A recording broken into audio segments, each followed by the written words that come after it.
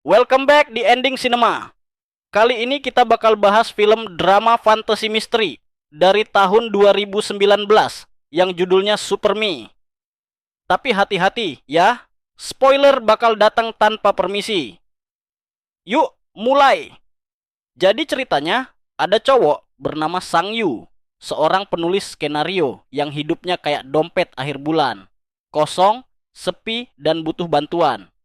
Nggak punya kerjaan, nggak punya teman, orang tua udah nggak ada.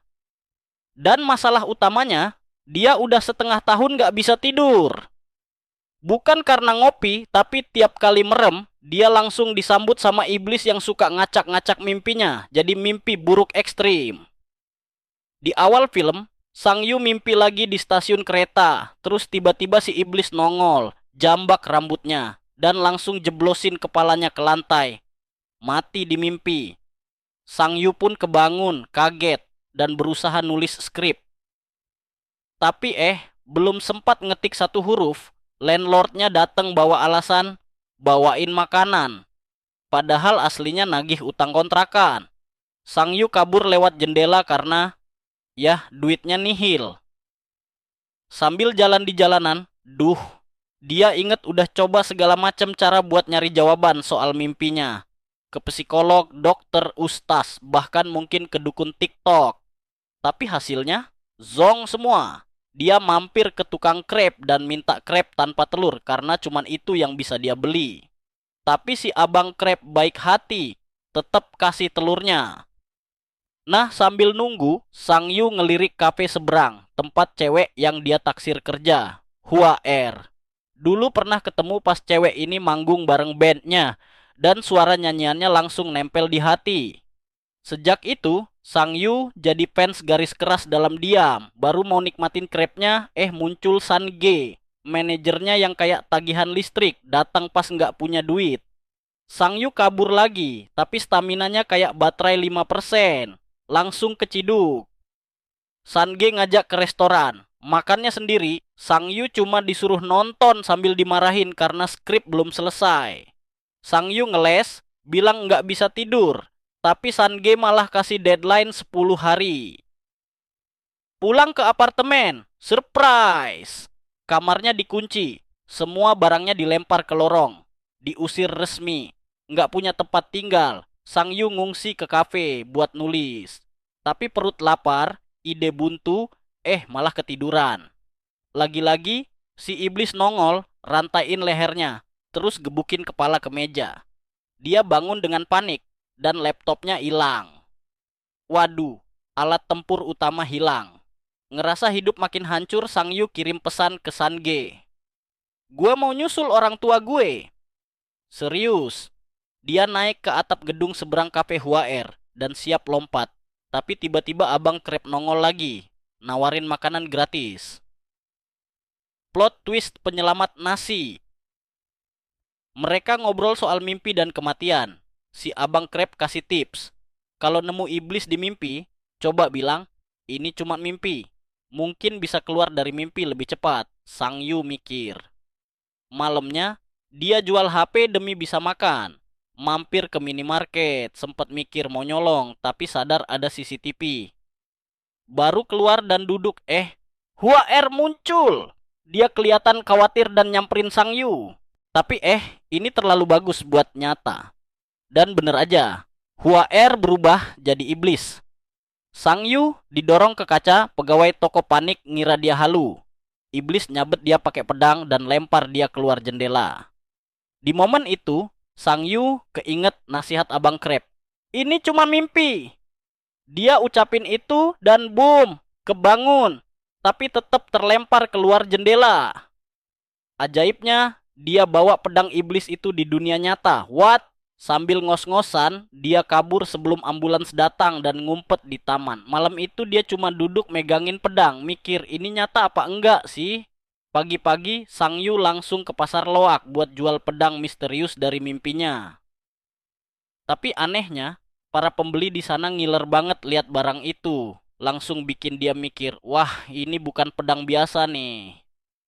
Akhirnya, daripada ditawar murah, dia belok ke Pegadaian. Di sana, boom, dihargain 20.000. Bukan receh, ini duit beneran. Tanpa babi bu, Sang Yu langsung hidup mewah kilat, beli laptop baru, makan di restoran kece, dan nginep di hotel yang biasanya cuma bisa dia liatin dari luar. Malamnya, dia minum obat tidur dan siap-siap buat berpetualang lagi di mimpi. Dan bener aja, dia mimpiin hotel yang sama. Dia keluar kamar, pegang vas bunga sambil nyoba mantra sakti. Gue lagi mimpi nih, tapi nggak ngaruh. Tiba-tiba si iblis nongol, bawa kapak emas segede gaban dan langsung ngejar dia. Sang Yu dihajar sana-sini, tapi di tengah kekacauan dia berhasil rebut kapaknya dan ulangin mantra tadi. Dan boom! Dia bangun, kapak emasnya ikut ke bawah. Tanpa luka sedikit pun. Gila, ini mimpi atau belanja online? Kapaknya langsung dijual lagi.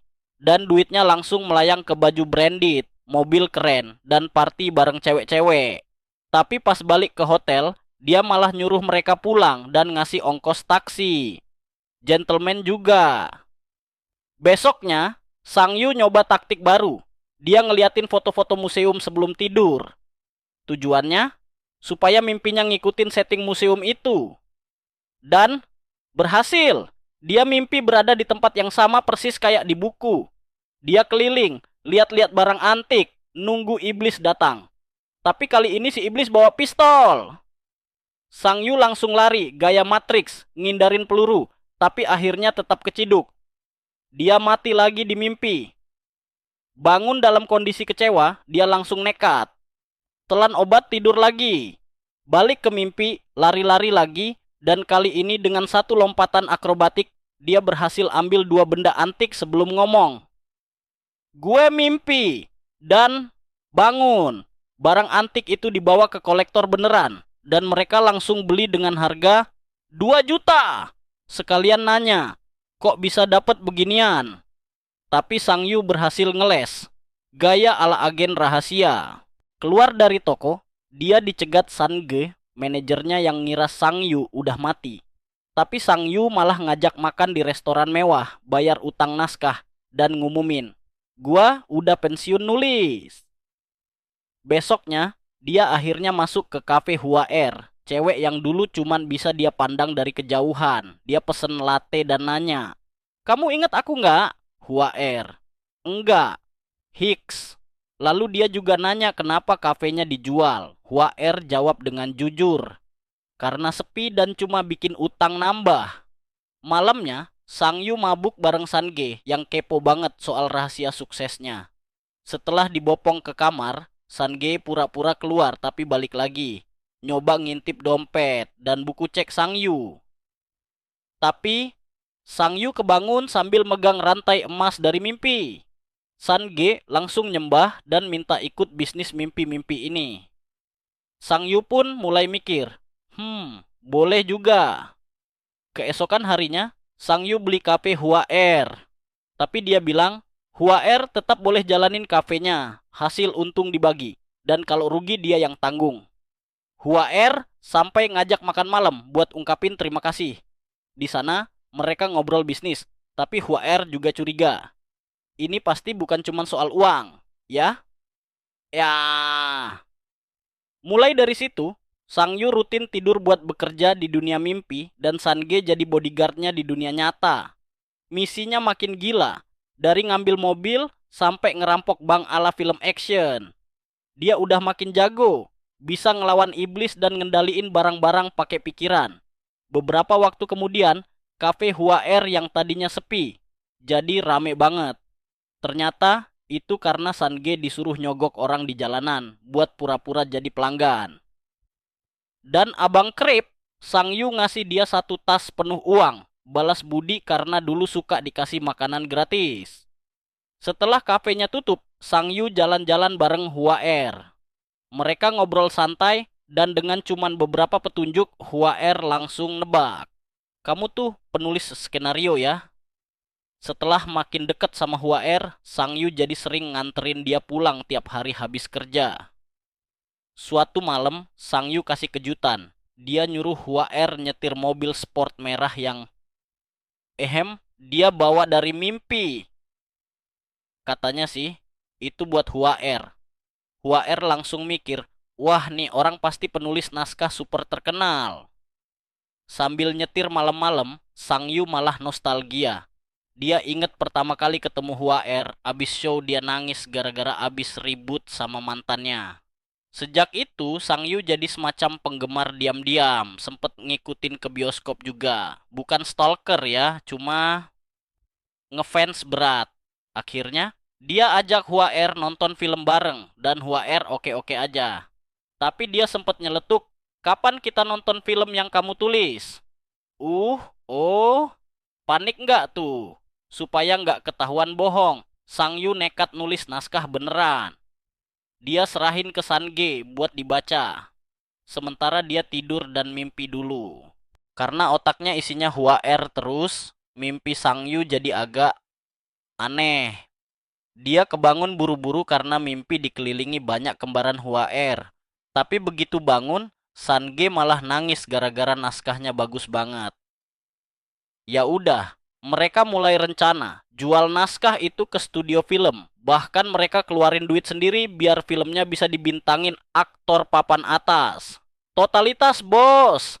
Mereka bikin acara makan malam spesial buat rayain Sang Yu. Dan tentu saja dia bawa Hua Er sebagai tamu VIP.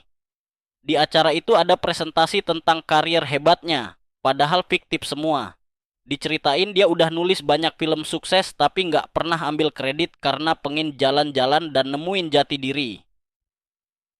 Cihuy, marketing kelas dewa. Beberapa malam kemudian pas lagi tidur, Sang Yu nemuin hal aneh di mimpi. Ada biksu lagi meditasi. Waktu dia coba ambil sabuknya, tangannya langsung hancur jadi debu. Tapi dia nggak nyerah. Begitu tangannya tumbuh lagi karena ya mimpi. Dia coba lagi. Saat sabuknya lepas, si biksu tiba-tiba nempel 2 jari berasap ke dadanya. Tapi Sang Yu cuek. Iblis langganan gak muncul malam itu, dan si biksu plus harta karun pun lenyap. Suatu malam, Sang Yu ngajak Hua Er ke atap tempat dia dulu hampir loncat. Iya, yang itu. Tapi kali ini, bukan drama, melainkan kejutan romantis. Pertunjukan kembang api khusus buat Hua Er.